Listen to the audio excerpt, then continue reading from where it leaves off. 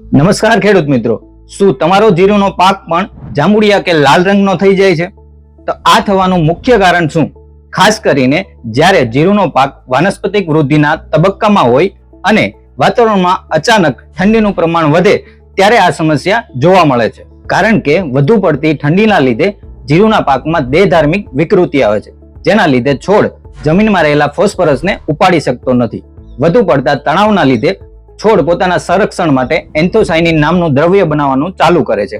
આ દ્રવ્ય લાલ કે જાંબલી રંગનું હોય છે, જેના કારણે છોડ લાલ કે જાંબલી કલરનો થઈ જાય છે. આ સમસ્યા અટકાવવા માટે જો આવા લક્ષણ દેખાય તો યોગ્ય માત્રામાં ફોસ્ફરસ યુક્ત ખાતર જેવા કે 19-19-19, 12-61-0 અથવા 0-52-34 અને તણાવથી બચવા બી ચાર્જરનો છંટકાવ કરવો તથા વધુ પડતી ઠંડીમાં સાંજના સમયે પિયત આપવાનું ટાળવું અને જો પિયત આપવું પડે એવું હોય તો સવારના સમયે હળવું પિયત આપવું.